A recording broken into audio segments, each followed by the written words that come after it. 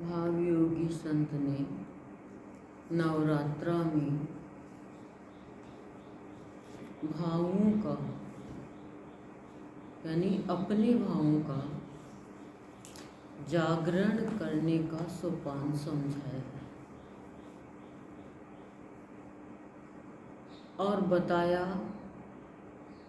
कि जो भी माँ दुर्गा के दुर्ग में आ जाता है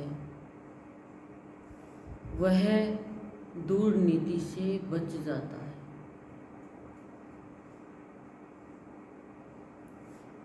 कैसे? जैसे हम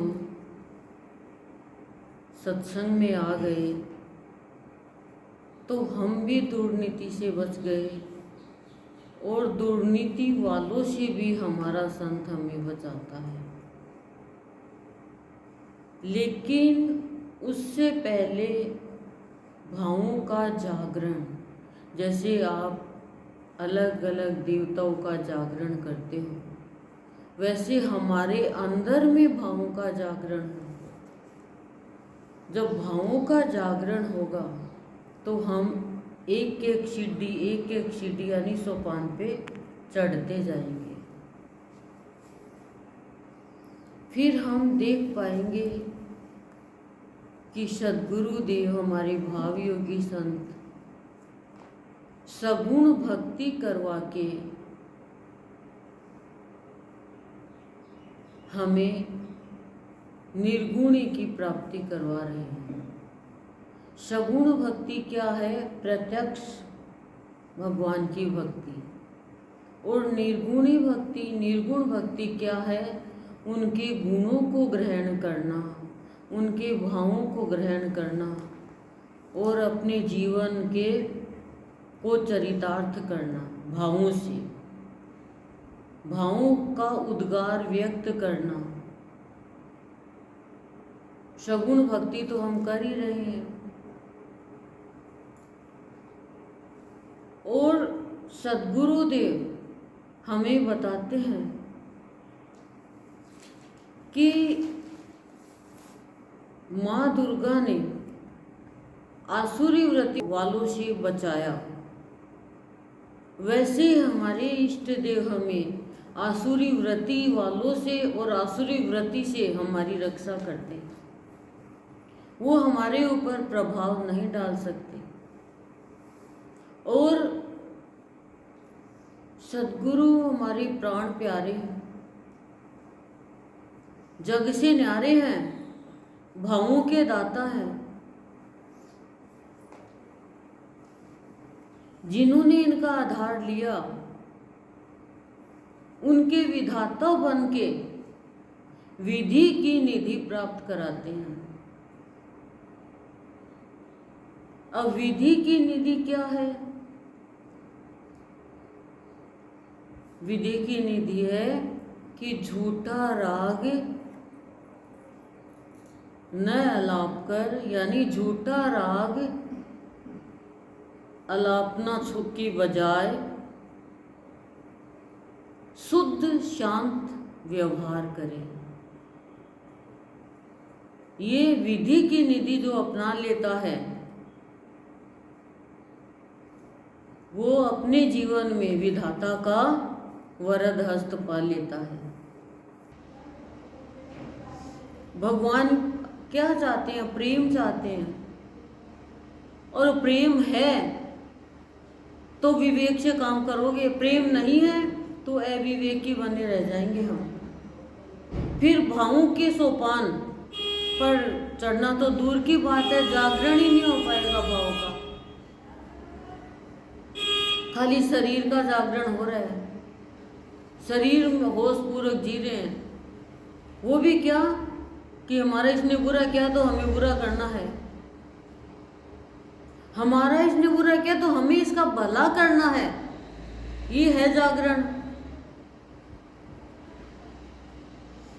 जागरण तो ये है। लेकिन हम जागरण वाला रूप ही नहीं है हमारा।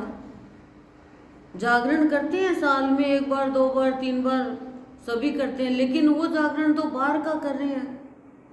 रण जब तक नहीं छूटा तब और जागा नहीं तब तक कैसा जागरण?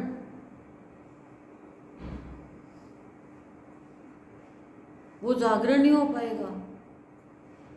बस वो तो बोल लिया हमने, मौखिक बोल लिया, मुख की थोड़ी देर के लिए शुद्धि कर ली, जैसे सुबह उठ के ब्रश करते हैं, लेकिन फिर सुबह उठते हैं तो दुर्गंध आती है, फिर सुबह उठ के ब्रश करते हैं, फिर सुबह उठते हैं तो दुर्गंध आती है, और कुछ खाते नहीं है तो भी दुर्गंध आती है मुंह में। आप देखो, व्रत कर रखा आपने और कुछ नहीं खाया, चाय वाय पी, तो भी मुंह में से स्मेल आएगी। यानी आपने भगवान का भाव लिया ही नहीं तो दुर्गंध आएगी आपके जीवन में, और भाव नहीं लिया तो जीवन को सही तरीके से व्यतीत नहीं कर पाओगे। संत की नजरों में, आप अपनी नजरों में व्यतीत कर रहा है हर प्राणी, लेकिन संत की नजरों में वो तो खाली व्यर्थ खो रहा है। संत तो हमारे विधाता बन जाते हैं, और विधाता बन के हमें बताते हैं संत कि पठन पाठ और पठन पाठन ये सब तो हम करते ही आए थे, लेकिन संत क्या देता है हमें? संत हमारे कहते हैं हृदय से जप करना है। अपने भक्तों को हृदय से जप करना सिखाते हैं, और हृदय से जब जप होता है तब दूसरा पॉइंट कि आंशिक साधना नहीं, अब तो मूल साधना में प्रवेश करना है। और जब मूल साधना में प्रवेश कर जाएगा, मूल साधना करने का मतलब महत्व जानेगा, तब जाकर ए जपा जाप करते हुए सारे कार्य अपने संपादित करेगा। ये है हमारे गुरुदेव की गूढ़ भक्ति, सूक्ष्म भक्ति। और जब तक इसमें डूबेंगे नहीं, न तो मूल साधना होगी, न ए जपा जाप होगा, न हृदय से जप होगा। खाली दुख में आंखों से टप टप टप टपा टप चलेगा। सद्गुरुदेव का भाव देखो कितना बड़ा भाव है। सद्गुरुदेव हमारे जितने भी आसुरी वृत्ति है सारी दूर कर देते हैं, जैसे माँ दुर्गा ने आसुरी वृत्ति वालों को दूर किया था। अब देखो आप, सबसे बड़ी भक्ति क्या है? प्रेम की भक्ति है, प्यार की भक्ति है। विदुर जी ने क्या किया था? प्रेम किया था सच्चा, तो दुर्योधन का मेवा त्याग कर भगवान आ गए। तो नवरात्रा की भक्ति में हम अर्चन पूजन करना तो सीखें, वंदन भक्ति करनी तो सीखे, दास्य भक्ति तो सीखे हम, कि भगवान हनुमान कहते हैं कि प्रभु मैं तो आपके चरणों का दास हूँ। तभी तो हमारा इष्ट, हमारी देवीय शक्ति हमारे अंदर प्रकट करेंगे और हमें धर्म अर्थ काम मोक्ष की प्राप्ति कराएंगे। ये नवरात्रा को शक्ति पर्व क्यों कहा जाता है? क्यों सभी तरह की शक्ति देते हैं ये, और वैसे 3 शक्ति है। और प्राणी को शक्ति तो जरूरी ही चाहिए ना, शक्ति की उपासना तो, पर शक्ति तो आंतरिक शक्ति है मेन तो। कल माँ कात्यायनी की पूजा थी, वो धर्म अर्थ काम मोक्ष सब देती है, पापों से मुक्त करती है। आज कौन सा रूप है बताओ? महाकाली का रूप है, कालरात्रि। लेकिन उनके गुणों की पूजा हो। हमारे गुरुदेव तो भाव से भरे हुए हैं, देख लो भंडार है, भावियों की संत है ये तो, भावों के प्रदाता है और जग से न्यारे हैं, और हम बच्चों के प्यारे हैं। तो हमें क्या बतलाते हैं, क्या सिखाते हैं? ये कहते हैं जैसे मीराबाई ने भक्ति करी थी श्री कृष्ण की, यदुपति की, और प्रेम इतना किया भगवान से कि विष का प्याला भी प्रेम का प्याला समझकर पी गई, अमृत हो गया। ऐसे ही हम भी हमारे भाविकी संत के भावों का प्याला पीने के अधिकारी बने, तभी तो नवरात्रा में हमें ये भाव प्राप्त करने से नम्रता आएगी, नमने का भाव आएगा और हम नम्रता धारण कर पाएंगे। मैन गुण तो नम्रता का ही है। वाणी है वो नम्रता से बोलोगे आप तो सब सुनेंगे आपकी। सत्य वाणी है, पर सत्य वाणी भी ये थोड़ी है कि हम अकड़ के बोल दें तो सत्य तो सत्य ही है, सत्य सत्य ही रहेगा। लेकिन सामने वाले को दुख हो, परेशानी हो, देखो दुख तो किसी को सटीक बात कहेंगे तो भी होगा, वो तो किसी किसी का दुख लेने का भाव होता है। लेकिन ये मान के चलो गुरुदेव की अमृतवाणी हमें समझाती है कि दुख होता क्यों है, किस कारण है, अहंकार के कारण होता है। आपके अंदर अहंकार नहीं होगा तो आपको किसी बात का दुख नहीं होगा, आप दुखी नहीं होगे। अहंकार भरा हुआ है, वो अहंकार आपको दुखी करने का भाव देता है। एक बच्चा दुखी होता है क्या? नहीं होता वो दुखी, क्यों? क्योंकि उसके अंदर अहंकार नहीं है। और ये आसुरी शक्ति है, इनका ही नष्ट करना है हमें 9 दिनों में। और इनको यदि हम नष्ट नहीं करेंगे तो हम कहाँ भक्ति कर पाएंगे। देखो वंदन भक्ति क्या है, वंदना करो भगवान की।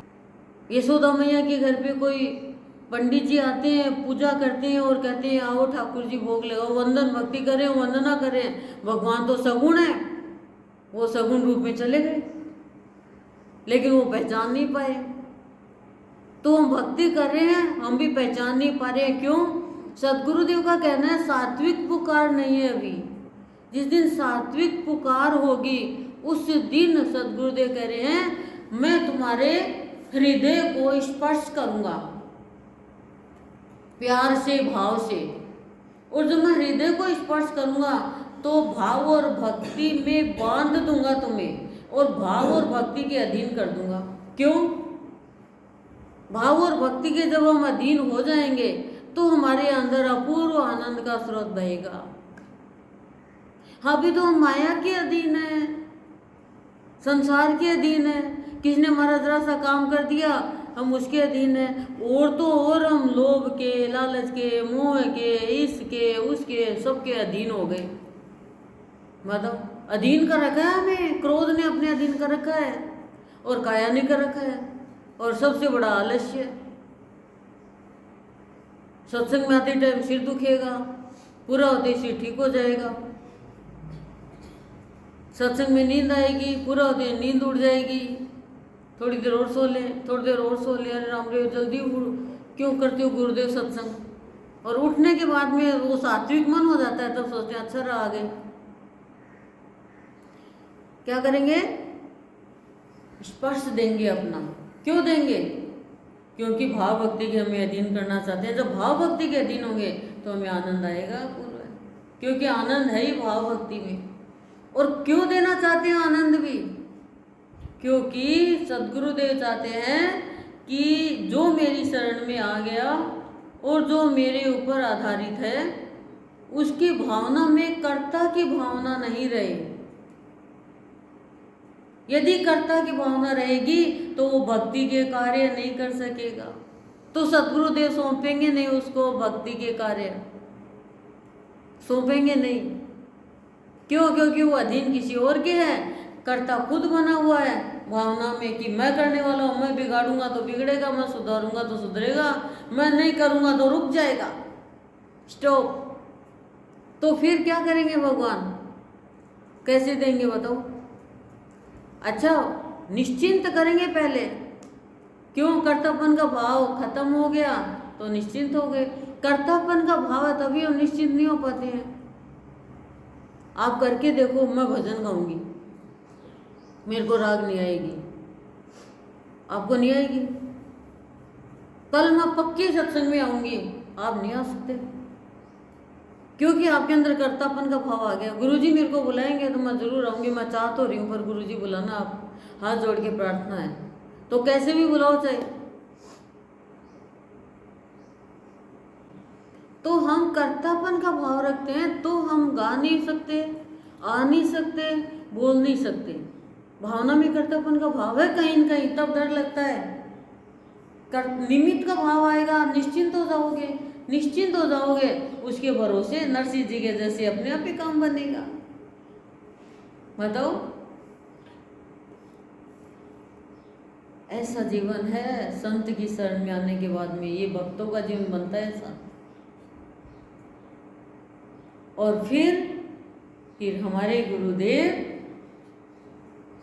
अपने भक्तों के ऊपर जितने भी विचारों के ऊपर आसुरी भाव है उनको सबको हटा देते हैं, सबको खत्म कर देते हैं और शांत स्वरूप उसका जीवन बना देते हैं। ओम शांति शांति शांति।